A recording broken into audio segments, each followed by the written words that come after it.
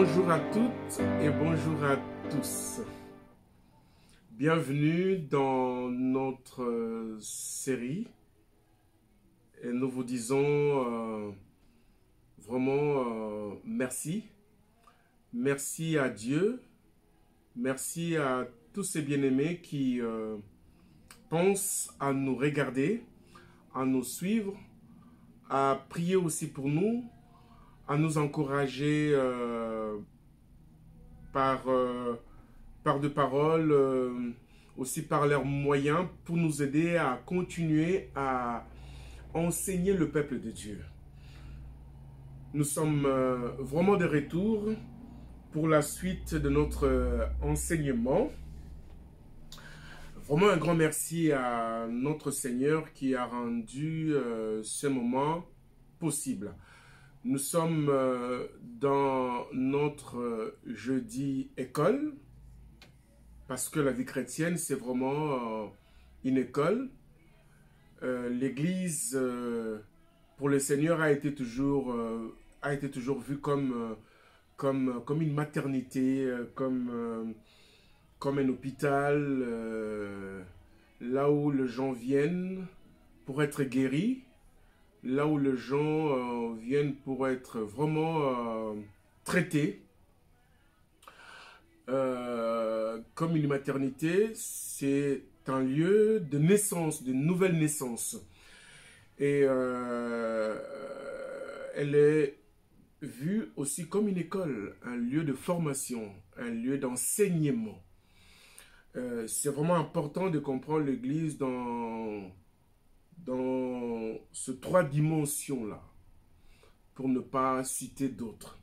Donc aujourd'hui, nous sommes de retour dans cette école qui nous permet de comprendre et puis d'avancer.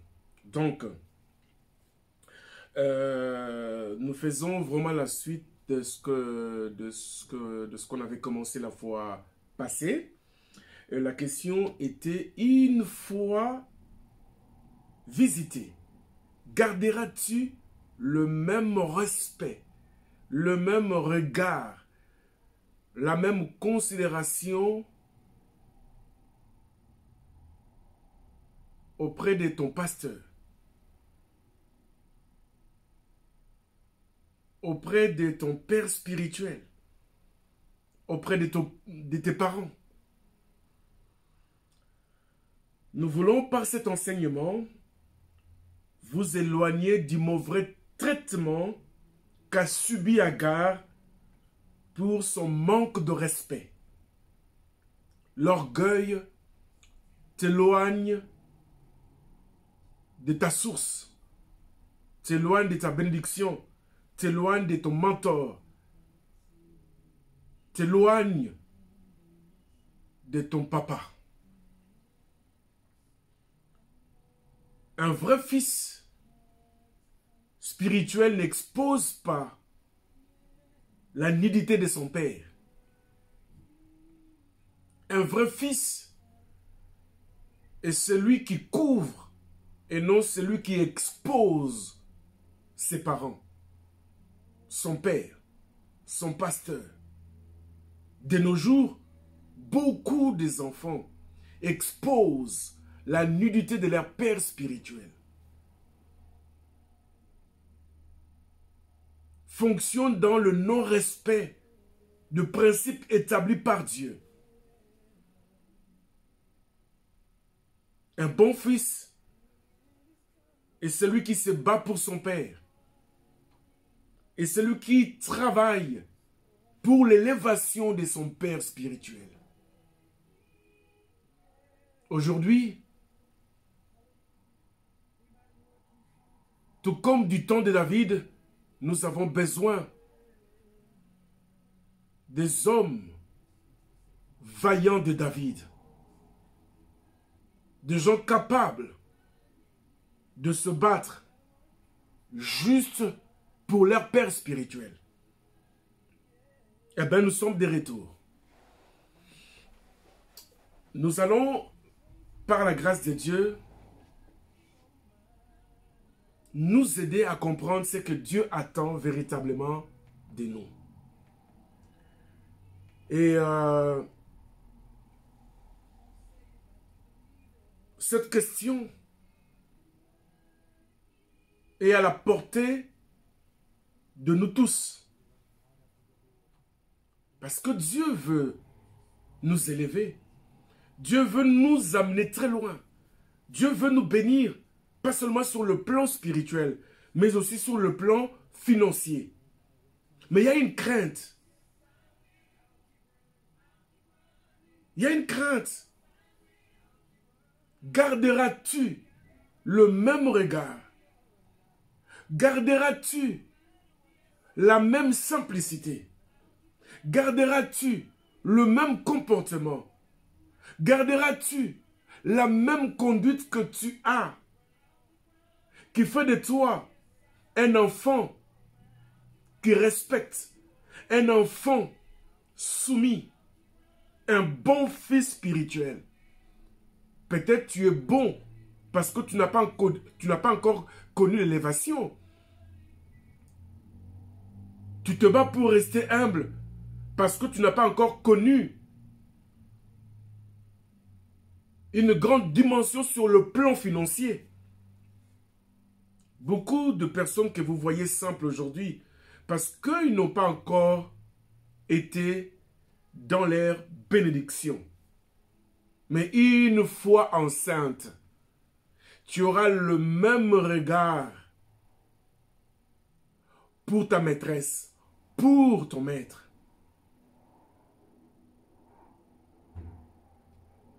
Garderas-tu le même respect pour ton père spirituel? Auras-tu le même temps que tu as aujourd'hui pour tes pères?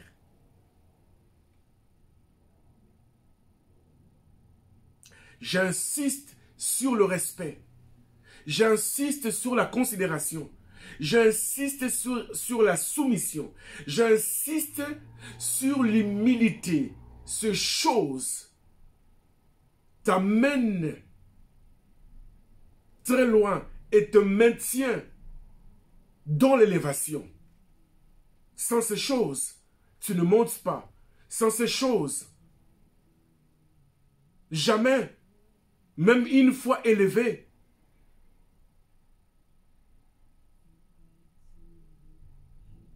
jamais tu seras maintenu dans cette élévation. Beaucoup ont connu l'élévation,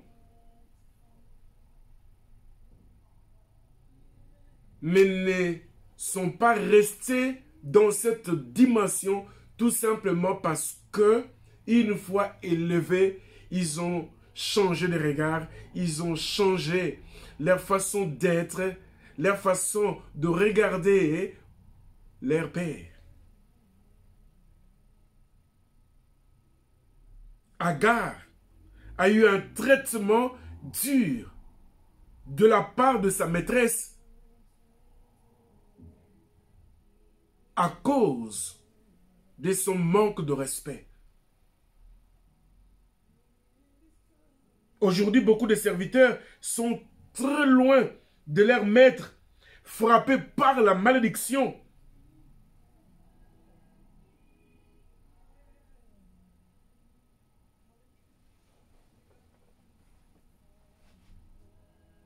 Pas à cause de la dureté de leur maître, mais plutôt à cause de leur comportement insultant, insupportable,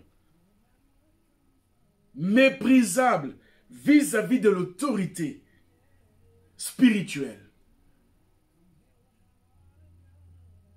Nous avons perdu cette notion d'autorité, le respect d'autorité établie. Chacun doit connaître sa place. Chacun doit être à sa place. Un père à sa place, une mère à sa place. Les enfants ont aussi leur place.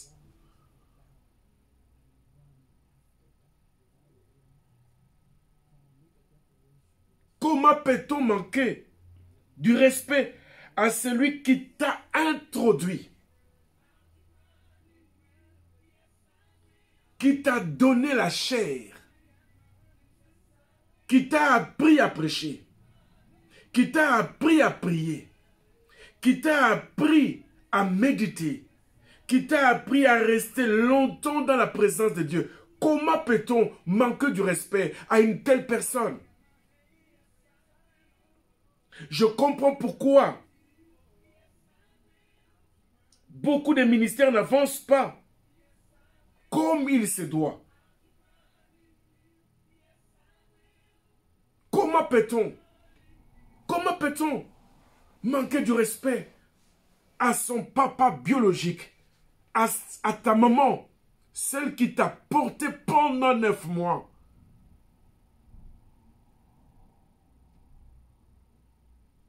Non.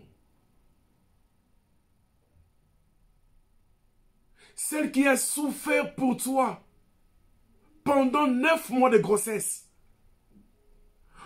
Elle a eu un accouchement dur, rien que pour toi. Elle a eu de nuits blanches, rien que pour toi. Elle s'est privée, rien que pour toi. Elle a fait des crédits, rien que pour que tu aies une éducation autre que celle qu'elle a reçue. Elle a tout fait pour que tu t'habilles bien. Je connais des femmes qui se sont même prostituées pour nourrir les enfants. Qui se sont vraiment rabaissées. Qui ont vendu du pain au coin de la rue pour nourrir ces enfants. Qui se sont privés. Je connais des parents de père, de papa, qui ont accepté même un sale boulot juste pour ramener du pain à leurs enfants. Je ne comprends pas comment nous sommes tombés si bas.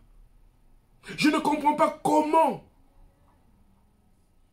on a réussi à perdre le cerveau au point de tout oublier. Comment peut-on manquer du respect à celui qui, au milieu de la nuit, refuse de dormir, se tenant devant le Seigneur, intercédant pour toi? Il y a des hommes de Dieu qui sacrifient leur sommeil, qui sacrifient leur lit, qui sacrifient beaucoup de choses, rien que pour nous donner la guérison en priant Dieu.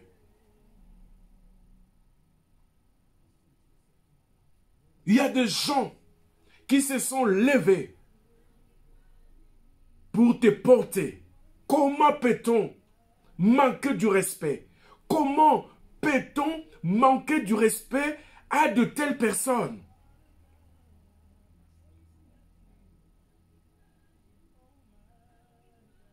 Une fois béni, bien-aimé dans le Seigneur, n'oublie jamais d'où tu viens.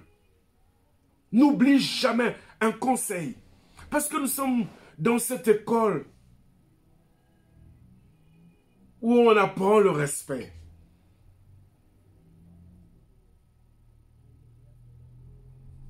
Où on apprend comment vivre avec nos aînés. Le droit de naissance. Le respect de nos parents spirituels, de nos mamans spirituelles, de nos mamans naturelles, de nos papas naturels.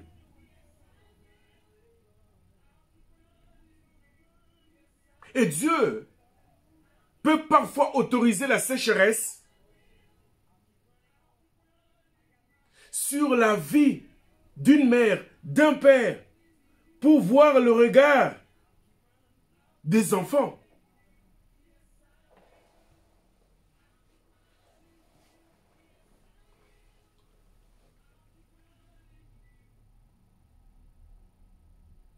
il a permis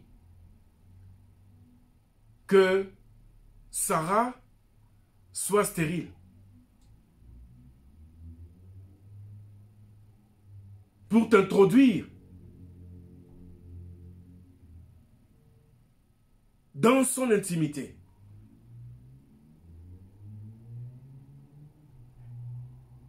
Afin que de cette intimité, ta bénédiction arrive. Ton élévation arrive. Ce n'est pas parce que tu tombes enceinte avant ton maître ou ta maîtresse que tu te considères beaucoup plus grande ou grand que ton maître.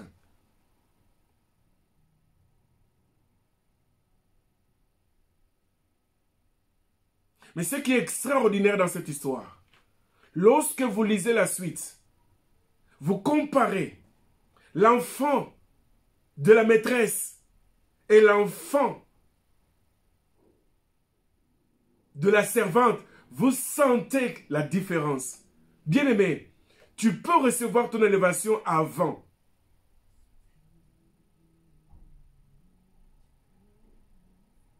C'est bien.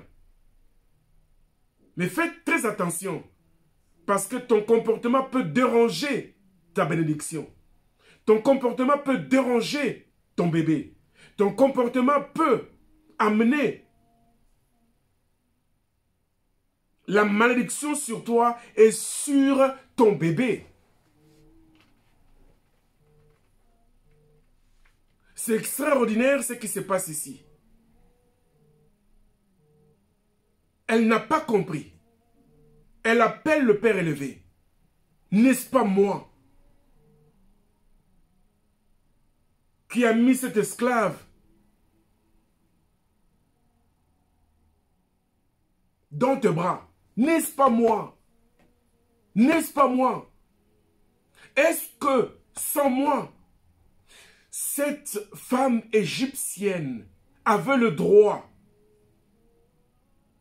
d'entrer dans ton intimité? Il faut que cette affaire soit tranchée. Le Père élevé a dit,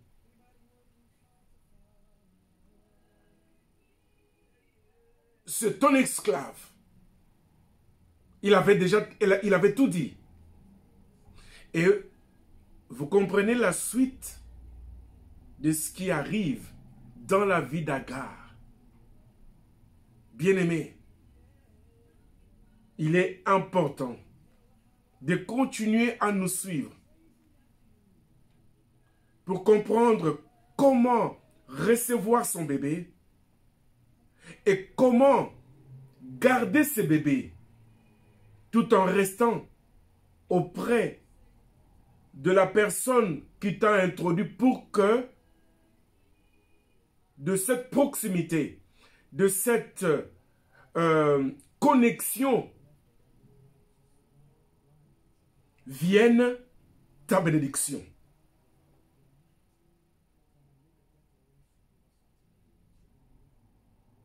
Parce que la personne qui t'a introduit a le pouvoir de te faire sortir de cette relation. Waouh! Puisque cette personne a le pouvoir de t'introduire, elle a aussi le pouvoir de te faire sortir de là. Il suffit seulement qu'elle se mette debout avec un traitement dur. Elle peut te faire sortir de cette intimité. C'est très prophétique. Or, je vous invite à vous rester connectés. Je vous invite à rester vraiment dans cette école. Vous allez apprendre beaucoup de choses. Nous sommes là pour vous. Dieu, par la bouche de son prophète,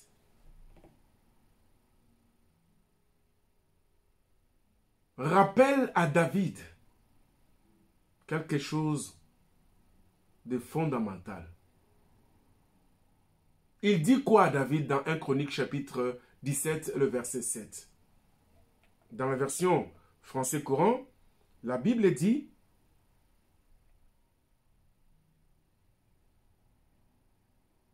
c'est pourquoi tu diras encore à David, voici ce que te déclare le Seigneur, le Dieu de l'univers. Lorsque tu n'étais qu'un gardien des moutons, je te prie.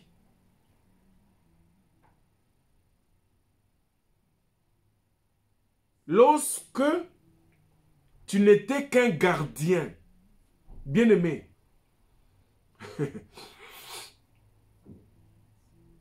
Dieu nous a pris en passant par des gens qui sont pour nous des hommes importants.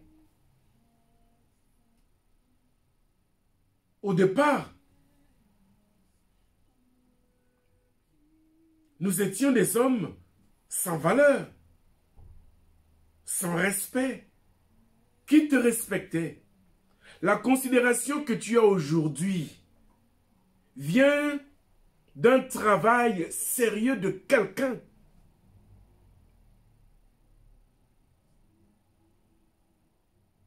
Il a pris le temps de te former. Il a pris le temps de t'introduire. Il a pris le temps de prier pour toi. Il a pris le temps d'invoquer le Seigneur pour ta délivrance, pour ton élévation. Il y a certaines bénédictions qui arrivent à nos vies. Cela ne vient pas de nos prières. Que personne ne vous trompe.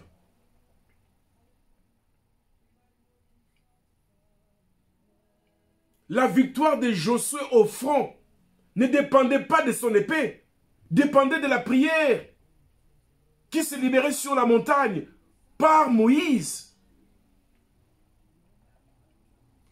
Beaucoup de victoires de nos vies ne viennent pas de nos jeûnes et prières, viennent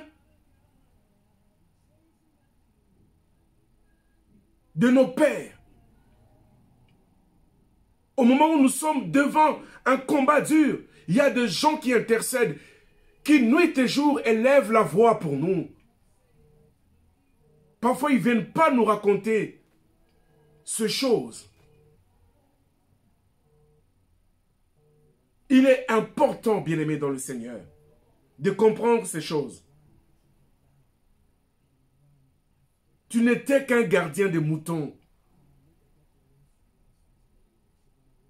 Aujourd'hui, Dieu a fait de toi le chef de son peuple. Tu dois comprendre et ne pas oublier d'où tu as été tiré.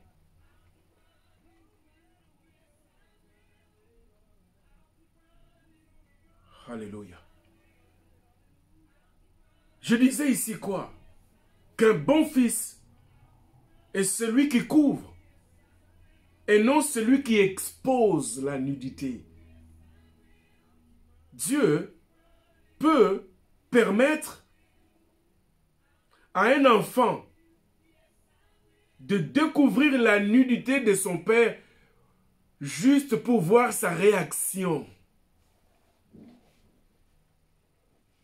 C'est un examen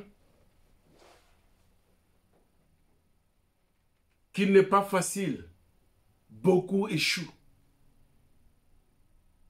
Beaucoup échouent devant cette épreuve. Quelle était la réaction de Cham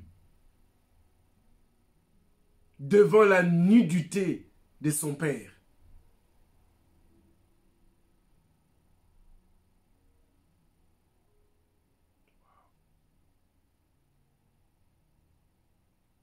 Il faut qu'il y ait parmi nos enfants, parmi les serviteurs et les servantes,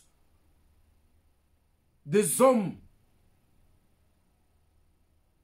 comme des Sem, comme des Japheth, qui refusa de voir la nudité de leur père.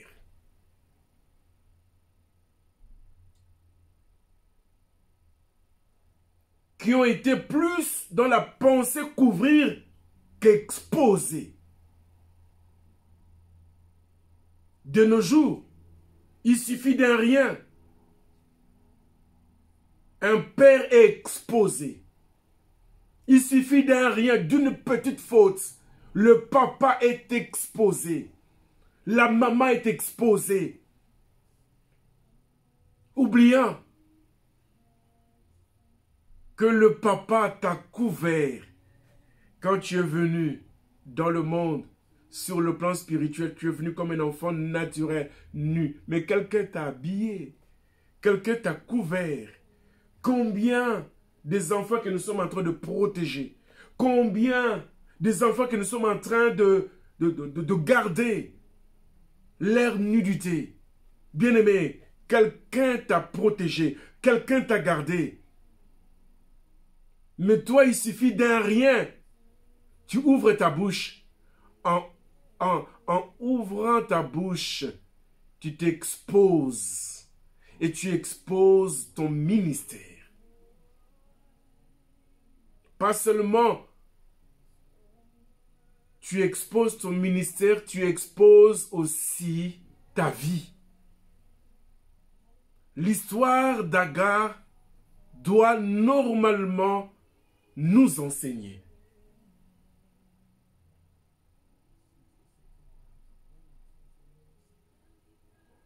Japheth, Sem, couvre le papa.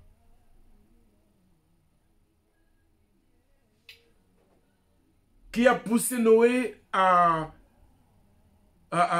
boire? Personne. Il était à la base de ce qui se passait dans sa vie. Ce n'est pas parce qu'il est à la base qu'il ne mérite pas notre protection. Aujourd'hui, l'Église expose ses dirigeants. L'Église expose ses pères. Et ça a ramené la malédiction. Et ça a stoppé beaucoup de ministères. Il faut que ces choses s'arrêtent. Que l'esprit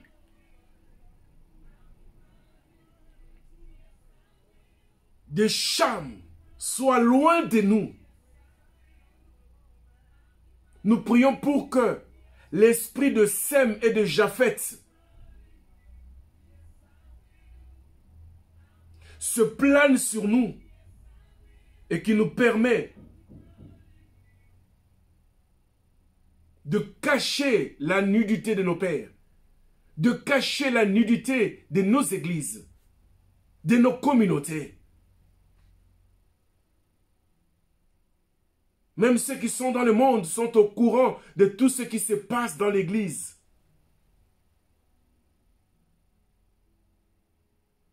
Nous avons permis à Satan d'affaiblir l'église. Nous avons permis à Satan de détruire, de déstabiliser nos pères, nos communautés. Et c'est que tu oublies.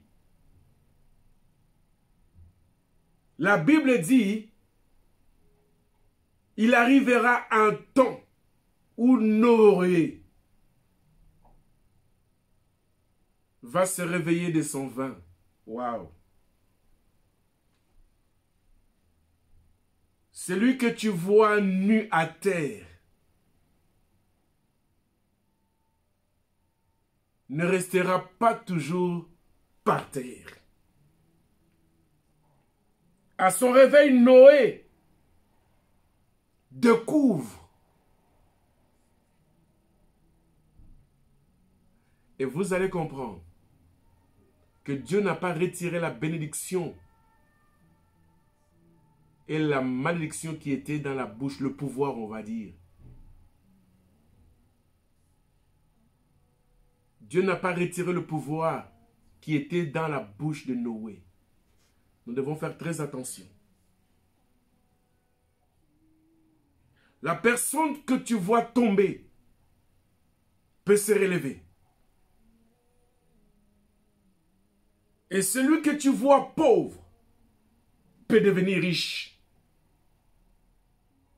Voilà pourquoi il est important pour toi de faire très attention.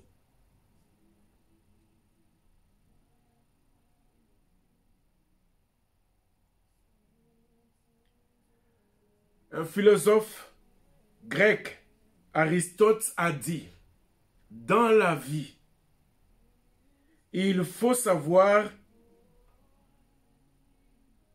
raison garder. Qui veut dire, il faut se montrer capable de ne pas dépasser le borne.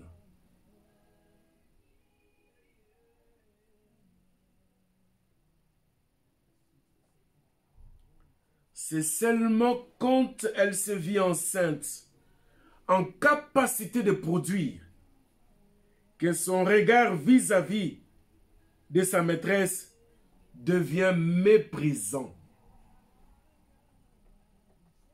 N'est-ce pas ce qui se passe dans nos églises? N'est-ce pas ce qui se passe dans nos familles? N'est-ce pas ce qui se passe dans nos pays? N'est-ce pas ce qui se passe dans nos communautés?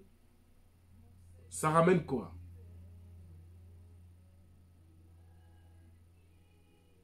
Voilà pourquoi il est important de s'inscrire dans cette pensée, rester dans cette école pour apprendre. Par la grâce de Dieu, nous allons continuer à vous aider à sortir de l'ignorance, à sortir des choses qui attirent la malédiction sur nos vies.